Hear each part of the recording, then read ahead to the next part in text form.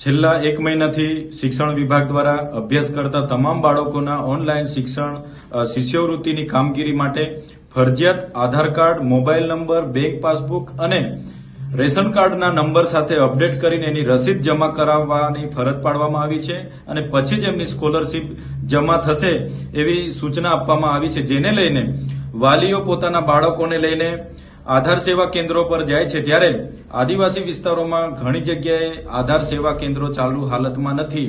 અમારા ડેડિયાપાડા વિસ્તારની જ વાત કરીએ, માત્ર ICDS એક આધાર સેવા કેન્દ્ર ત્યાં ચાલુ છે અને 3 ગ્રામ પંચાયતોમાં ચાલુ છે અને એની સિવાયના મામલતદાર, BSNL, પોસ્ટ ઓફિસ, SBIના આધાર કેન્દ્ર બંધ છે.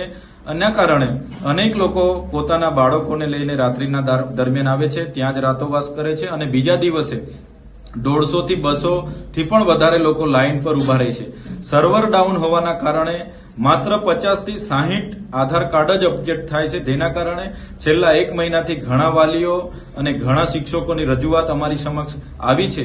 અમે અગાઉ પણ 29/8/2024 ના રોજ પ્રાંત અધિકારી શ્રીને, 30/8/2024 ના રોજ નર્મદા કલેક્ટર શ્રીને આ બાબતની રજૂઆત કરી છે કે વધારે આધાર સેવા કેન્દ્રો ચાલુ કરવામાં આવે, જેથી કરીને લોકોની આ સમસ્યાનું આપણે નિરાકરણ લાવી શકીએ.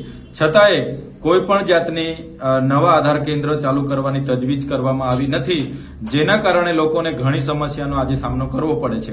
આજે આપણે ડિજિટલ ઇન્ડિયાની વાત કરીએ છીએ, ગુજરાત મોડલની વાત કરીએ છીએ, પણ આવી રીતના જે આદિવાસી વિસ્તારોમાં અનેક લોકો 1 મહિનાથી લાઈનો પર રહી છે, અઠવાડિયા બાદ એનો નંબર આવે છે, રાત્રિવાસો કરે છે, જે ખૂબ જ ગંભીર બાબત છે. એના કારણે અમે આવનાર દિવસોમાં વધારે આધાર સેવા કેન્દ્રો ચાલુ થાય અને આધાર અપડેટની કામગીરી પૂર્ણ થાય, લોકોની સમસ્યાનું નિવારણ આવે એ પ્રકારની અમે સરકાર સમક્ષ આજે માંગ કરીએ છીએ અને રજૂઆતો પણ આજે ગાંધીનગર કક્ષાએ અમે કરવા જઈ રહ્યા છીએ.